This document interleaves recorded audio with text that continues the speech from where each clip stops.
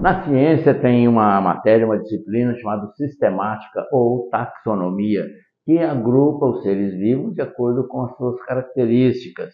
E hoje, com o estudo molecular de DNA, nós podemos agrupá-los com mais facilidade. Por exemplo, os anfíbios têm uma sequência genética semelhante. Os aminoácidos na cadeia proteica são semelhantes na sequência deles. Se você pegar também os répteis, as aves, mesma coisa. Isso nos permite agrupar melhor, muito mais em relação ao passado, que eram apenas as características morfológicas e fisiológicas. Então, por exemplo, se você pegar todos os primatas, todos os tipos de macacos, inclusive o ser humano, eles têm muitos genes semelhantes.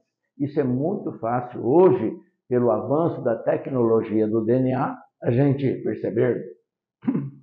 Por exemplo, o macaco mais próximo geneticamente do ser humano é o chimpanzé bonobo, que ele tem apenas 1% de diferença, ou seja, 99% dos genes dessa espécie de chimpanzé é semelhante, é igual ao do ser humano. Isso nos permite tornar mais expressivo e interessante esse estudo que nós estamos fazendo de criação e evolução. Voltando a repetir que nós cremos na Bíblia, cremos em Deus, eu sou apaixonado por Deus e pela toda obra da sua criação, céus e terra, ele fez, inclusive nós. Então, repito, macacos e seres humanos estão classificados taxonomicamente em primata, que é uma ordem dos mamíferos, da classe Mammalia, do latim. E no último programa, eu disse, portanto, que nós podemos, já que o grupo dos macacos são chamados de macacos, e nós somos primatas também, eu disse que eu sou um macaco, e você também pode ser chamado popularmente de macaco. Se você preferir, eu te chamar de primata, mas todos os primatas são chamados de macacos. O homem está inserido nisso, então não é ofensivo, é científico a gente se auto-identificar como macaco. Repito que não é ofensivo. Aliás, preste bem atenção. Se a gente der uma marcha ré há poucas décadas atrás, o branco ele tinha um racismo absurdo. Tinha o Ku Klux Klan que perseguia negros e matava negros. Uma mulher negra num ônibus, entrava um branco lá nos Estados Unidos, ele tinha que levantar e essa mulher idosa tinha que dar lugar ao branco, porque era regra. E se ela estava na calçada, o branco passava, ela tinha que ir para a rua. E isso é pouco tempo atrás. Um pouco tempo atrás, você vai lembrar do nazismo, de Hitler, que, olha, milhões de judeus e outras foram mortos baseado em absurdo da raça ariana e coisa que você conhece. Então, a história da humanidade ela é triste. E olha, talvez nunca nós precisamos de Deus como agora. Você conhece na Bíblia que o rei Herodes ele mandou matar todas as crianças com menos de 2 anos, achando que o rei dos reis estaria ali, então para preservar sua autoridade e seu poder, ele mandou matar crianças de 2 anos. Isso faz parte da humanidade, e de 2 anos ou menos. E vamos lembrar que Faraó, que também não faz muito tempo, no tempo geológico da Terra, foi ontem, Faraó mandou matar todas as crianças hebreias. Você conhece a história de Moisés, que a mãe colocou ele no rio Nilo e ele foi salvo, e etc, etc. Foi um genocídio. Hoje, a coisa se repete. O mundo inteiro está fazendo aborto. Aborto generalizado, legalizado, não é diferente do absurdo de Herodes, do absurdo do rei Faraó, e nós estamos num genocídio que antes as crianças até 2 anos eram mortas aqui, nem têm o direito de nascer. Então, quando eu falo que você é um macaco, eu também, talvez seja menos vergonhoso do que ser humano. Nunca, em toda a história da civilização humana, nós precisamos tanto de Deus e da graça e do perdão dele, como agora na época que nós estamos vivendo. Na época da Inquisição, na Idade Média, em nome da religião, do cristianismo, muitos eram torturados, eram mortos, eram queimados em praça pública. Como nós estamos falando de ciência, você talvez já ouviu falar de muitos homens que foram queimados em praça pública porque contrariavam os dogmas da Igreja Católica. Então, fazia-se um processo e ele era julgado de uma maneira muito empírica e ele era queimado em praça pública. Joana d'Arc, na França, 19 anos, uma jovem de 19 anos, ela tinha, logicamente, alguns princípios revolucionários, participou de guerras, coisas assim, mas ela foi queimada, condenada pela Inquisição, porque ela tinha visões celestiais.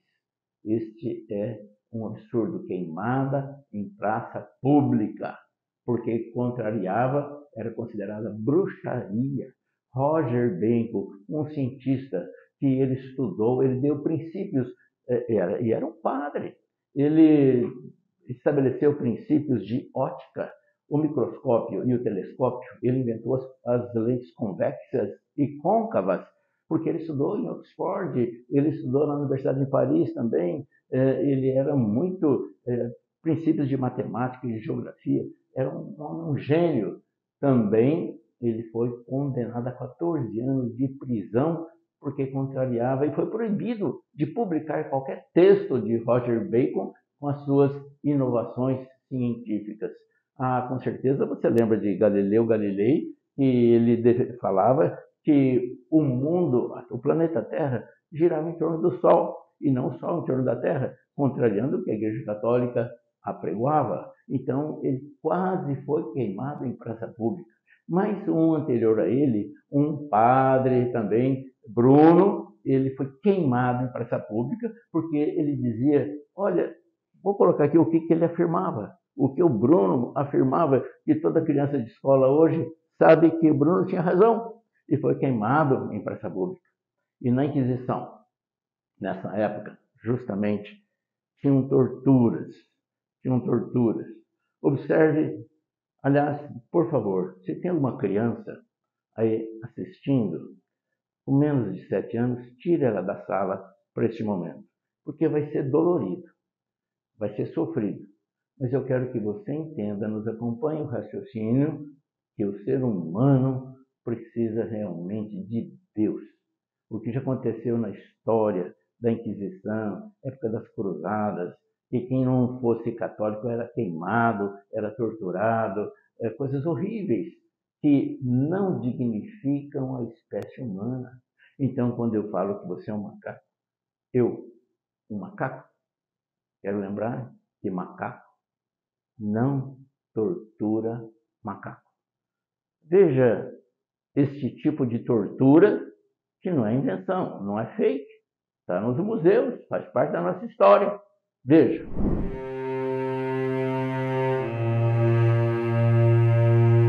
Esta peça horrível aí, que não traz dignidade nenhuma, pelo contrário, uma vergonha para o ser humano, usada, era uma roda que o cidadão era amarrado de costas, como você vê, amarrado com cordas, embaixo colocavam fogo ou brasas, e o carrasco girava a roda de tal forma que com muitas dores ele ia morrendo lentamente assado.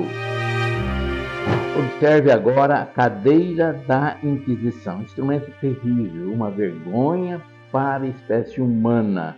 Notem que essa cadeira tinha ferros pontiagudos, tanto no assento como nos braços. E a pessoa era sentada lá forçosamente, amarrada, e ela ficava lá até confessar o crime ou morrer. Às vezes tem versões que tinha aquecida o assento dessa cadeira. Observem que a criança, a pessoa também, ela não aguentava mais de 15 minutos nessa cadeira antes de confessar. E, logicamente, confessava até coisa que não tinha feito. E a cadeira tinha 1.606 pontas de madeira e 23 de ferro. Esta outra vergonha chama esmagador de cabeça, usada na Inquisição Católica para tortura ou morte. Logicamente é fácil de perceber que tem uma roldana, tem uma rosca que à medida que o carrasco vai girando, aquilo vai apertando com os dentes, vai quebrando a cabeça, a mandíbula do cidadão. Os historiadores dizem que começava pelos alvéolos dentários, que era o primeiro a ser quebrado, depois a mandíbula, que era mais fácil, depois a cabeça e o crânio chegava a sair para fora. Eu sei que essas imagens não são boas e eu peço perdão se eu estou deixando você triste, muito preocupado. Isso aí dá dó, mas faz parte da percepção nossa que o ser humano precisa muito de Deus. As coisas têm mudado muito pouco. E você está vendo aí nessa imagem a forquilha do herege. E qualquer pessoa que contrariava era considerado herege. Os que falavam da astronomia, que tinha outros planetas e que a Terra não era estável, que ela girava, era herege. Muita gente foi para a fogueira e essa forquilha, como você pode perceber, era encaixada abaixo do queixo e sobre a parte alta do tórax e presa com um colar no pescoço. Essa tortura era muito comum de 1200 a 1600. Era usada para obter confissões ou a morte do cidadão. Quando cansava a musculatura do pescoço, ele abaixava, então entrava no queixo ou entrava na garganta. Horrível, vergonhoso. Esse instrumento é mais moderno, é de 1789, a famosa guilhotina, que cortava a cabeça do cidadão em praça pública. Este outro aqui é chamado mesa de evisceração. Horrível! O cidadão acusado de herege era deitado nessa mesa e o carrasco cortava-lhe o ventre, de tal forma que as vísceras aparecessem. Daí ele pegava um gancho, amarrava no estômago, no intestino e gradativamente ia puxando para cima as vísceras do cidadão. Por isso que era um instrumento de tortura chamado mesa de evisceração. Desculpe esse mal-estar. Agora pode chamar as crianças novamente, que o programa continua numa normalidade. Mas é importante que nós todos tenhamos o entendimento que a humanidade, precisa de Deus. Nós carecemos de Deus. Sem Deus, a vida, essa tortura de todas as maneiras que você viu. Agora, observe essa foto, que é do símio, é do chimpanzé mais próximo do ser humano. Não é aquele chimpanzé normal que você vê, a cheetah. É uma espécie que só tem no Congo. Ele tem aproximadamente 99%, como eu já disse, dos genes humanos. E ela é muito inteligente. Nós vamos passar um vídeo daqui a pouquinho, mas observe esta foto e ouça. Esta macaca chamada Kanzi foi criada nos Estados Unidos junto com homens cientistas que estudam comportamento e apresentaram para ela 10 lexogramas e ela aprendeu a definir, a entender 3.000 palavras em inglês. Ela apontava o lexograma ou obedecia. É considerado o macaco mais inteligente. E ela, inclusive, sabe fazer jogo eletrônico, como o teu filho joga aí no celular. Observe partes desse vídeo que você vai entender. E observe também a maneira fácil que ela lidera instrumentos. Em pouquíssimo tempo, ele aprendeu os 10 lexigramas que a equipe tentava há meses ensinar para os outros membros do bando. Ao longo dos anos, Kanzi aprendeu centenas de novos símbolos e suas habilidades de comunicação só aumentaram. Ao ouvir o som de uma palavra em inglês, Kanzi consegue apontar em seu caderno o símbolo específico, referente àquela palavra ou realizar a ação solicitada. E só para vocês terem uma ideia, esta é uma página do caderno de lexigramas do Kanzi, onde dá para ter uma ideia de algumas das palavras que ele consegue utilizar, tanto apontando para o símbolo correto, como ouvindo seu som. Claro que ele erra eventualmente, mas sua taxa de acerto de comandos é superior à de crianças pequenas. De fato, a própria pesquisadora responsável pelos estudos chegou a afirmar que a inteligência do Kanzi era equivalente à de um toddler, É um termo em inglês para crianças que têm em torno de 2 a 3 anos de idade. Kanzi também adora marshmallows e ele é capaz de acender uma fogueira utilizando um isqueiro, preparar seus próprios marshmallows na fogueira e ainda ajudar a apagar o fogo depois de tudo pronto. Simplesmente incrível! Kanzi é capaz de jogar videogame. Após algum treinamento, ele aprendeu a jogar o clássico Pac-Man e parte de sua jogatina foi gravada para ser transmitida num programa de TV. Ele conseguiu até saber o momento de desviar dos fantasmas e o momento em que poderia avançar contra os fantasmas, graças à invulnerabilidade do personagem. Observe que nós temos falado muito, comparado homens e macacos, árvore genealógica, nossos ancestrais. Isso causa até um mal-estar pelo tudo que a gente aprendeu na infância e coisa assim, é chocante. Este programa está quebrando realmente paradigmas, estruturas e até preconceitos. Mas observe que está escrito em Eclesiastes 3:19. Porque o que sucede aos filhos dos homens sucede aos animais. O mesmo lhes sucede. Como morre um, assim morre o outro. Todos têm o mesmo fôlego de vida. E nenhuma vantagem tem o homem sobre os animais, porque tudo é vaidade. Muito bem, o que nós vimos nesse programa até agora é algumas informações e imagens ruins, mas nós estamos mostrando uma comparação entre o ser humano e os símios, outros primatas da mesma ordem a que pertencemos. Agora, eu queria conduzi-lo para Gênesis 1:27, onde está escrito que criou Deus, pois o homem à sua imagem, a imagem de Deus o criou. Homem e mulher os criou. Eu vou repetir. Homem e mulher os criou. Agora, quando a gente vai lá para Gênesis, capítulo 2, versículo 18 em diante, tem a formação da mulher. Agora, é interessante, a mulher já tinha sido criada em Gênesis 1:27, como nós acabamos de falar agora. Ela já tinha, homem e mulher, tinha sido criado. Agora tem aquela história que Deus fez Adão dormir, anestesiou, ele dormiu, e da costela dele tirou um osso e da costela fez a Eva. Agora observem, meus amigos, meus amados, quero lembrar que tudo são parábolas. Desde o início da formação do mundo, Deus usou parábolas. E nós não podemos entender literalmente que Deus pegou, tirou ali um osso da costela, ele nem precisaria disso, mas a verdade é que nos parece que a mulher, conforme a própria Bíblia diz, que o homem se juntaria à sua mulher e seria com ela uma só carne, um só osso. Então a mulher foi feita para ficar lado a lado do homem, do lado da costela, na lateral dele, ser ajudadora, ser companheira. E então é realmente uma parte simbólica. Nós não podemos entender literalmente isso, porque Deus já tinha formado a mulher. Agora eu quero te chamar a atenção também para outro fato importante.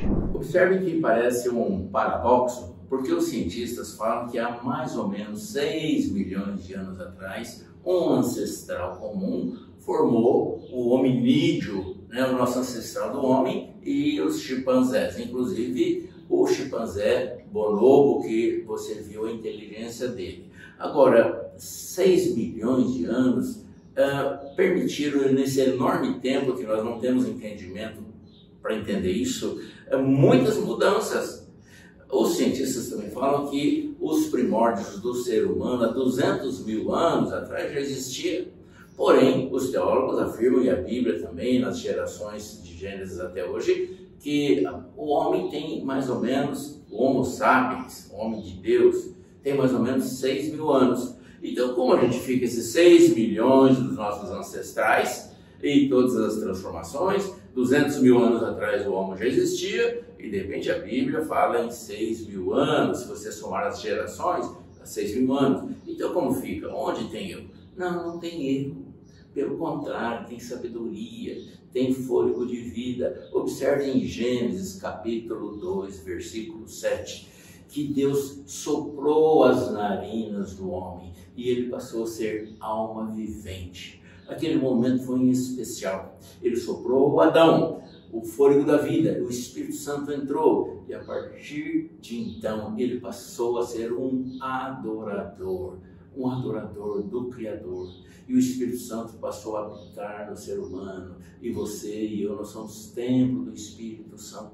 Então não há incoerência, não há perigo, não há preocupação em a gente analisar o processo evolutivo de Charles Darwin com o livro de Gênesis de Moisés. Ao contrário, ambos são congruentes, ambos se explicam, cada um com a sua linguagem. Então, não faça como na Inquisição, querendo diminuir os valores da ciência. Eu quero encerrar esse programa te abençoando em nome de Jesus e profetizando que não vai causar traumas e nem contundência essa fala nossa, que ela fere, às vezes, a educação nossa do início. Um abraço, Deus te abençoe, hoje e sempre, e até a próxima quarta-feira.